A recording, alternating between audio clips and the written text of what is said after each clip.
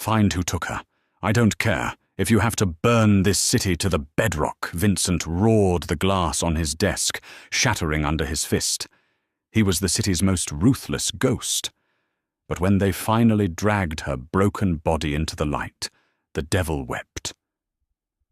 In the sterile, fluorescent-lit offices of Harbor Freight and Logistics in South Boston, Penelope Abbott was invisible. Or at least she prayed she was. At 28, Penny was a plus-size woman in a world that demanded sharp edges.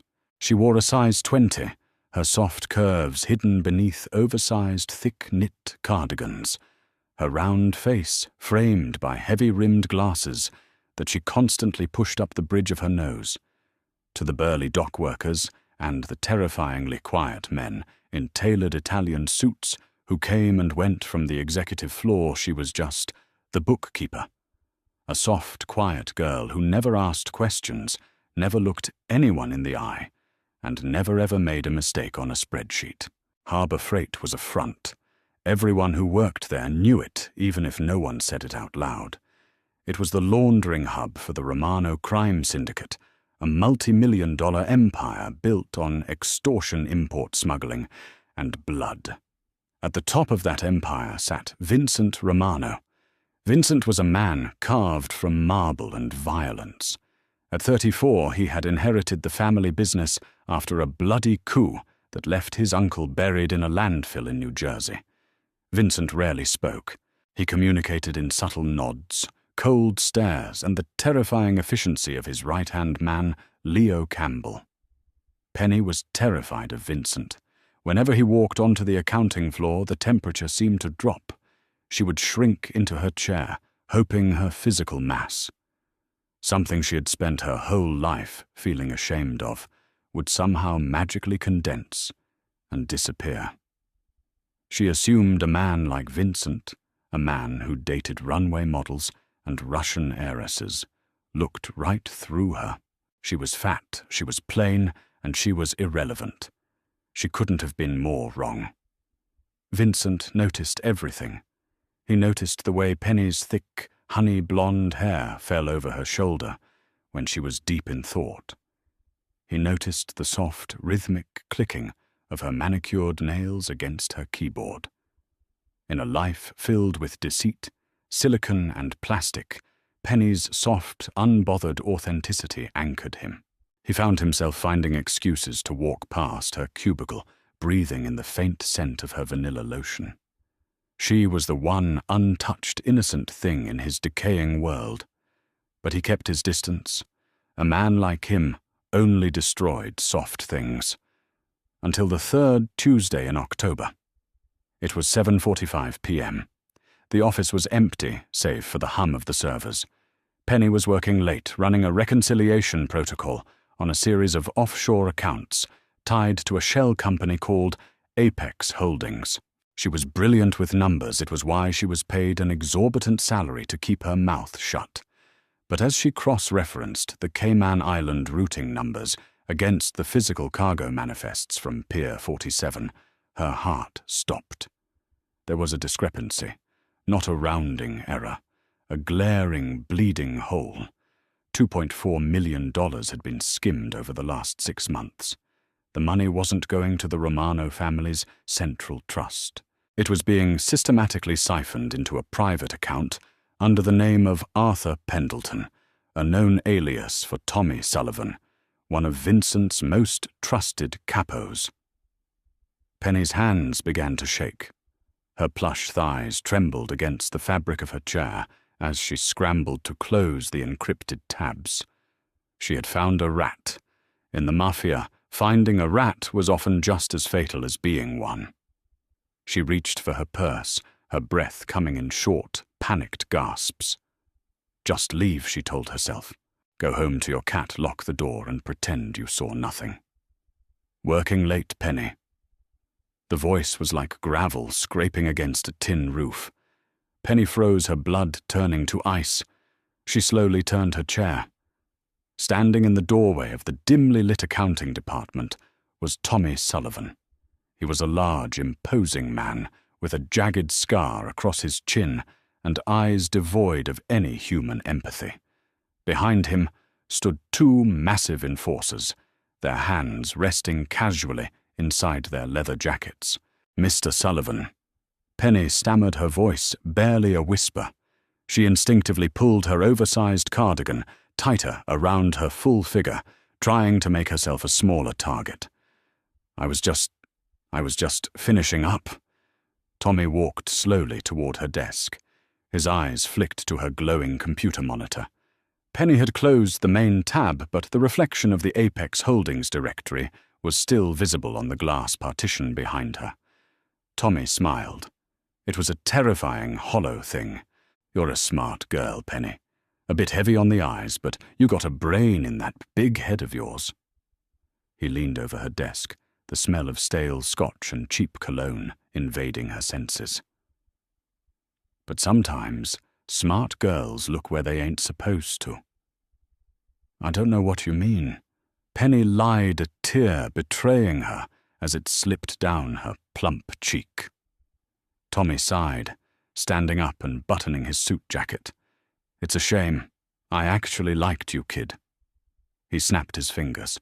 Before Penny could scream, a heavy, calloused hand clamped over her mouth. A thick arm wrapped around her waist, hauling her out of her chair. She kicked her sensible loafers, scraping against the carpet, but her soft body was no match for the hardened muscle of the enforcers. A cloth soaked in chloroform was pressed hard against her face. She fought at her heart, hammering against her ribs, but within seconds the fluorescent lights blurred into darkness. Vincent Romano rarely slept, but when his encrypted cell phone buzzed at 6 a.m. the following morning, a primal sense of dread clawed at his chest. He answered it on the first ring, staring out the floor-to-ceiling windows of his penthouse overlooking the Boston skyline. "Speak," Vincent commanded. "Boss, it was Leo Campbell." His usually steady voice had a slight tremor. "We have a problem at the office. Penny Abbott didn't clock in." Vincent's jaw tightened. "She's never missed a day in 4 years. Check her apartment." "I'm already here, boss." Leo replied, the sound of police sirens wailing faintly in the background. "Her door was kicked in. Her cat is crying in the kitchen, but the place is tossed. She's gone." The silence on the line was deafening. The coffee mug in Vincent's hand shattered hot liquid, scalding his knuckles, but he didn't feel it. A terrifying, cold fury erupted in his veins. The monster he kept tightly leashed within him snapped its chains. "Lock down the city!" Vincent's voice was a dead, hollow rasp that promised a bloodbath. "No shipments leave the docks. No trucks cross the state lines. Ground the private jets." "Vincent, she's just a bookkeeper." Leo started trying to inject logic into a logistical nightmare. "Bring her to me." Vincent roared, the sheer volume of his voice vibrating the glass of his penthouse. "I don't care if you have to burn this city to the bedrock. Find who took her. If a single hair on her head is out of place, I will peel the skin from the man who did it while he breathes." For the next 14 hours, Boston became a war zone. The Romano Syndicate descended upon the criminal underworld like a plague of locusts. Bars were smashed, rival gang hideouts were raided, and men were dragged into the back of butcher shops to answer questions with broken jaws. Vincent led the hunt himself. He discarded his tailored suit for a tactical vest, his icy blue eyes manic. He couldn't lose her. The thought of Penny, sweet, soft, gentle Penny, who blushed when the delivery boy smiled at her in the hands of monsters, made him violently ill. He had spent years watching her from afar, hoarding her smiles, protective of her insecurities. By 9 p.m. a low-level thug, begging for his life, gave up a location, an abandoned meatpacking warehouse down in the Seaport district. Vincent's black SUV smashed through the chain-link gates of the warehouse at 60 miles an hour. Before the vehicle even came to a complete stop, Vincent was out a suppressed Glock 19 in his grip. Leo and a dozen heavily armed men flanked him. They breached the heavy steel doors. Gunfire immediately erupted. The staccato pop of suppressed weapons echoed in the cavernous, rotting building. Vincent moved like a phantom, putting 2 rounds into the chest of an enforcer who stepped out from behind a concrete pillar. He didn't blink. He didn't hesitate. He was a machine fueled by a singular, desperate obsession. When the smoke cleared, 6 of Sullivan's men lay dead on the floor. At the far end of the warehouse, under a single swinging industrial bulb, sat a wooden chair. Vincent lowered his weapon, his breath hitching in his throat. "Penny!" He ran. The ruthless Mafia, Don the man who had watched men burn without batting an eye, sprinted across the blood-slicked concrete and dropped to his knees. The sight of her broke him. Penny was tied to the chair with thick industrial zip ties. Her beautiful soft curves were covered in dirt and grime. Her oversized cardigan was torn, revealing the pale, bruised skin of her shoulder. But it was her face that made Vincent let out a guttural, wounded sound. Her lip was split and swollen, a trail of dried blood running down her chin. Her left eye was bruised, a terrifying shade of purple and swollen shut. She looked fragile, shattered. "Penny! Sweetheart, look at me!" Vincent choked out his hands, trembling violently, as he reached into his boot for a tactical knife.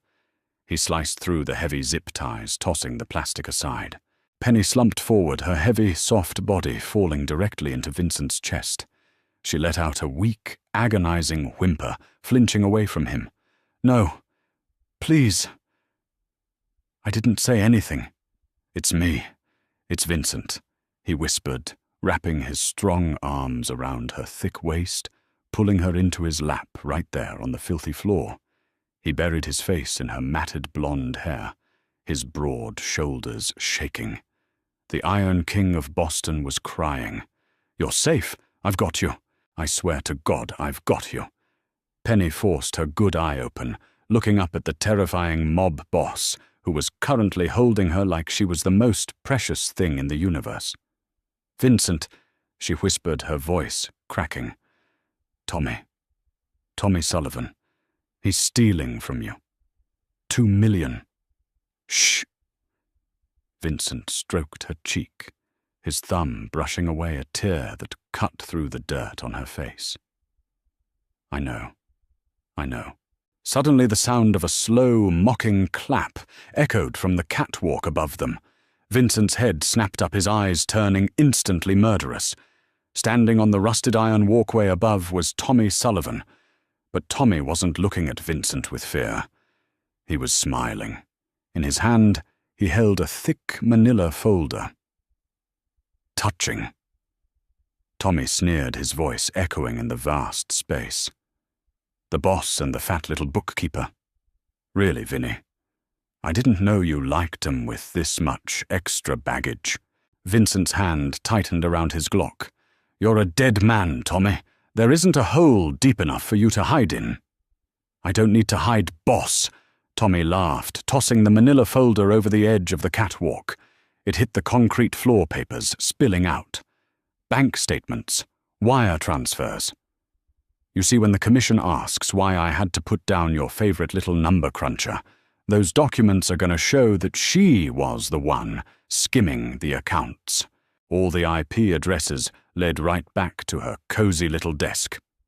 Tommy pulled a heavy assault rifle from behind his back, aiming it directly down at where Vincent sat on the floor, cradling Penny. "It's a shame she resisted arrest." Tommy smiled, his finger curling around the trigger.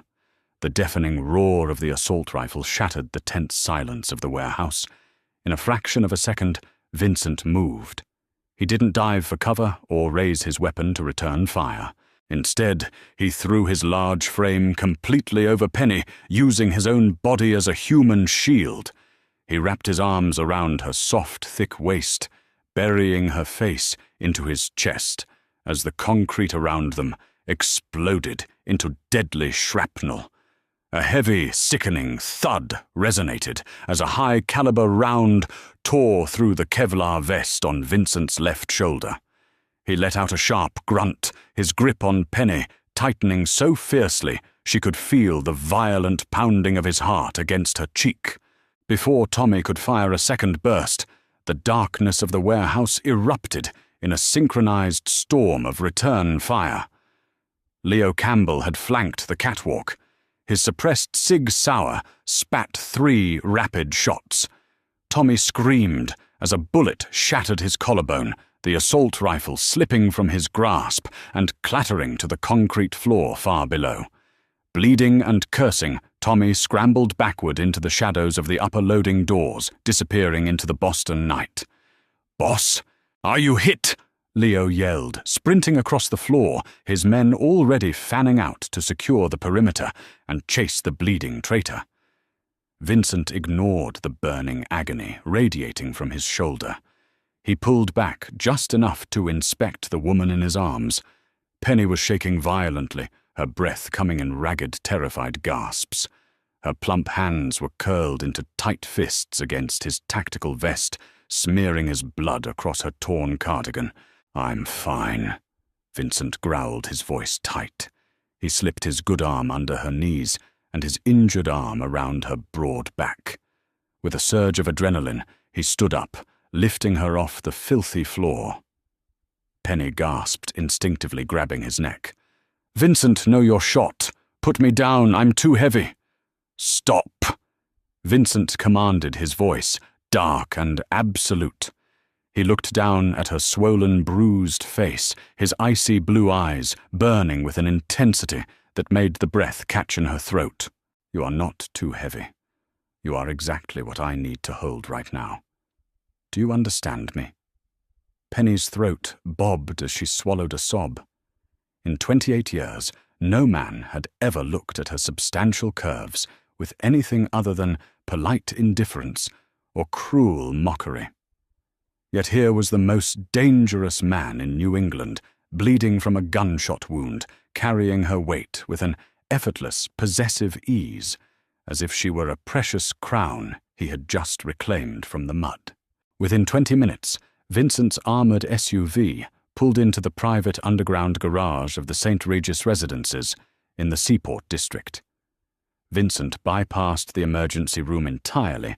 Hospitals asked too many questions, and Tommy still had men on the streets.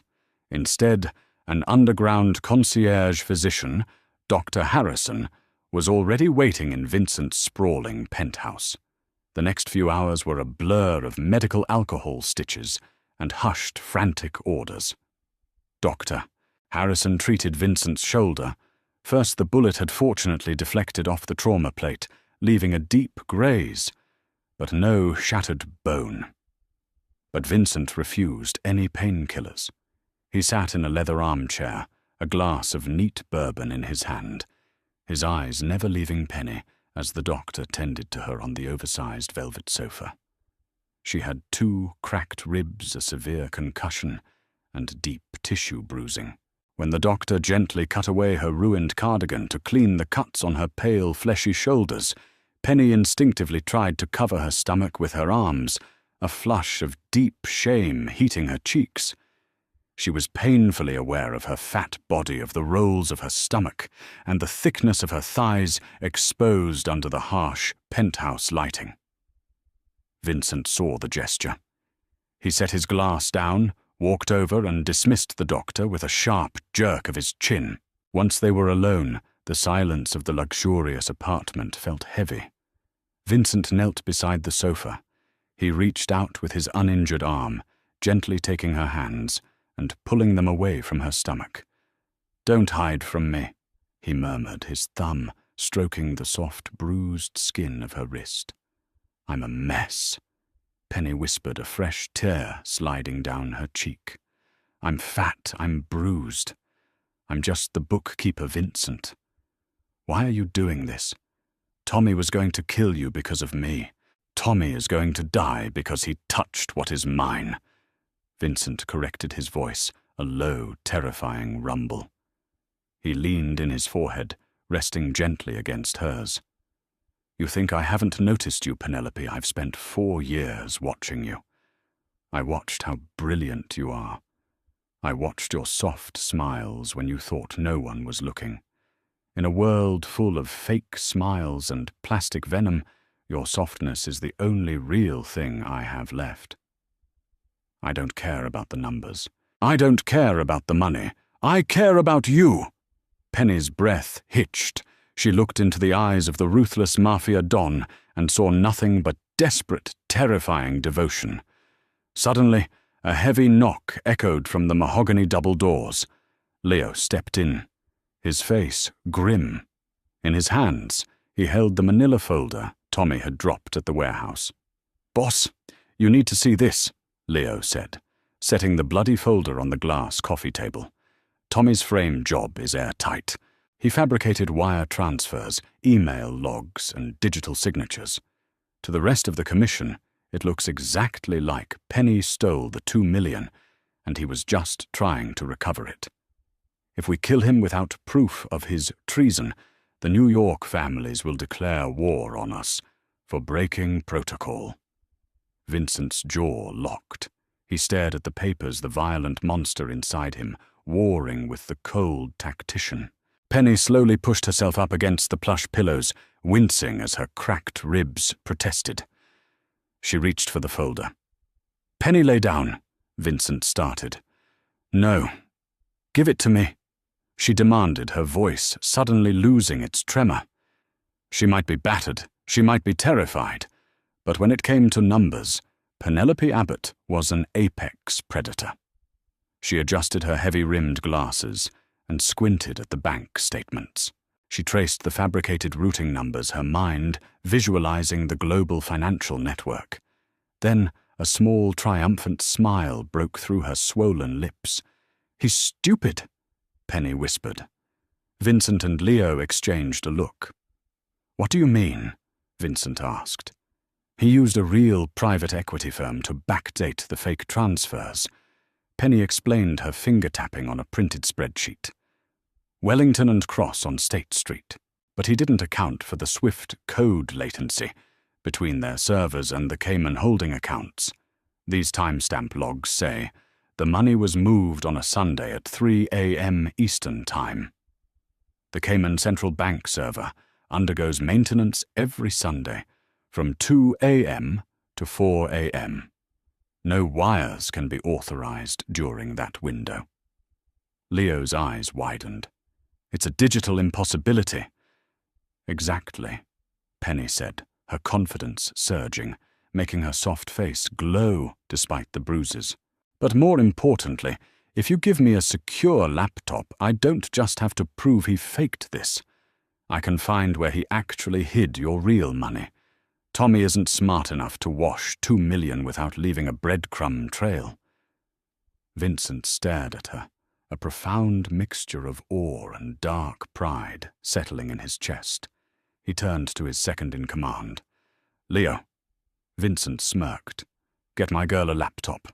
For 3 hours, the only sound in the penthouse was the frantic, rhythmic clacking of the keyboard resting on Penny's plush thighs. She was a maestro, conducting a symphony of code proxy servers and backdoor access points. Vincent sat in the armchair opposite her, sipping his bourbon and watching her work. He was mesmerized. The way she chewed on her bottom lip when she was concentrating, the way her thick, beautiful fingers danced across the keys. She was the most magnificent creature he had ever seen. "Got him?" Penny suddenly breathed out, hitting the enter key with a definitive clack. Vincent was by her side in an instant. "Show me." Penny pointed to the screen. "Tommy didn't keep the money offshore. He washed it through a series of shell companies in Belize, but the final destination is domestic. It's a corporate trust account at Sovereign Security Bank in Providence, Rhode Island. And look at the trust's secondary signatory." She clicked a PDF file, bringing up a scanned document. The name at the bottom made Vincent's blood run cold. Declan O'Connor. The Irish Syndicate. Leo cursed from the doorway. "Tommy isn't just stealing, boss. He's funding an alliance. He was going to use our own money to finance a coup with the O'Connors. And where is Tommy right now?" Vincent asked, his voice deadly calm. Penny typed a rapid series of commands, hacking into the private aviation logs of a small airstrip just outside of Providence. He booked a charter flight under his mother's maiden name. Tail number N442-Victor. It's scheduled for wheels up in 45 minutes. He's running to Dublin. Vincent leaned down and pressed a fierce, lingering kiss to Penny's unbruised cheek. You are a genius, Penelope. Rest. I'll be back before dawn. Vincent. She caught his wrist before he could pull away. Her soft, terrified eyes met his hard ones. Please, come back to me. I will always come back to you, he vowed. The runway at the Providence airstrip was slick with freezing rain. Tommy Sullivan paced nervously by the steps of the Gulf Stream, G200 checking his bloody watch. His shoulder was tightly bandaged, the painkillers making him sweat despite the cold. Hurry it up. Tommy barked at the ground crew loading his duffel bags of cash. I wouldn't rush, Tommy. You aren't going anywhere. Tommy spun around. Out of the heavy fog, the black silhouettes of 5 SUVs materialized. The headlights cut on, simultaneously blinding him. Dozens of heavily armed men poured out of the vehicles, creating an impenetrable wall of steel and violence around the jet. From the center of the phalanx walked Vincent Romano. He wore a long black wool overcoat, his injured arm resting in his pocket, a silenced pistol gripped tightly in his good hand. He looked like the devil coming to collect a debt. Tommy panicked, reaching for the weapon at his waistband. He didn't even clear the holster. Vincent raised his pistol and fired a single round. The bullet shattered Tommy's right kneecap. Tommy screamed, collapsing onto the wet tarmac. He clutched his ruined leg, sobbing, as Vincent slowly walked up to him. You broke protocol, Tommy, Vincent said, his voice echoing over the roar of the idling jet engine. You stole from the family. You conspired with the O'Connors. Vinny, please, we grew up together. It was business. Tommy begged, spitting blood onto the asphalt. Business I could have forgiven. Business I could have handled. Vincent crouched down, grabbing Tommy by his wet collar and yanking him close. But you put your hands on my woman. You left bruises on her skin. For that there is no forgiveness. She's a fat nobody. Tommy shrieked a final, desperate act of defiance. Vincent's eyes went completely dead. She is the Queen of Boston, and you are a ghost. Vincent pressed the barrel of the pistol against Tommy's forehead and pulled the trigger. The echoing crack signaled the end of a rebellion before it ever truly began. Vincent stood up, wiping a speck of blood from his cheek. He looked at Leo. Send the body to Declan O'Connor. Tell him the Romano family sends their regards, and bring the money back to the city. Yes, boss. Where are you going? Vincent turned back toward his SUV. I'm going home. 3 days later, the sun streamed through the floor-to-ceiling windows of the penthouse. The bruises on Penny's face had faded to a dull yellow, and she was finally able to breathe without a sharp pain in her ribs. She stood in front of a massive gilded mirror in Vincent's dressing room. She was no longer wearing the oversized drab cardigans that she used to hide her body. Instead, she wore a custom-tailored emerald green silk dress that Vincent had ordered for her from a private boutique on Newbury Street. The dress hugged every single curve. It cinched at her thick, beautiful waist and cascaded smoothly over her wide hips and plush thighs. The color brought out the gold in her blonde hair and the soft pink of her cheeks. For the first time in her entire life, Penny Abbott didn't look at her heavy reflection and feel shame. She looked at herself and saw power. She saw beauty. Strong arms wrapped around her from behind. Vincent pressed a kiss to her bare shoulder, his gaze meeting hers in the reflection of the mirror. Breathtaking, he murmured, his hands resting possessively flat against her soft stomach. I don't look like a bookkeeper anymore," Penny said softly, leaning her weight back into his solid chest. Vincent turned her around his hands, moving up to cup her face. He looked at her with a reverence that made her heart ache in the best possible way.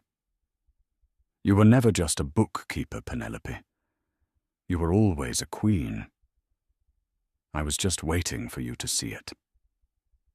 He leaned down and kissed her deep and consuming, the terrifying mob boss, and the brilliant, beautiful woman he loved against all odds. He had built an empire of blood and shadow, but as he held her full, soft body against his, Vincent Romano knew that she was his greatest treasure, and he would burn the world down 1,000 times over to keep her safe.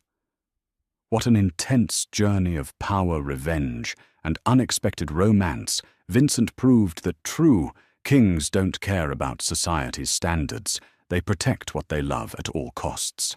Did Penny's brilliant hacker move surprise you? If you loved this thrilling Mafia romance and want more gripping real-life drama stories, please smash that like button, share this video with your friends who love a good twist, and don't forget to subscribe and hit the bell for more explosive tales.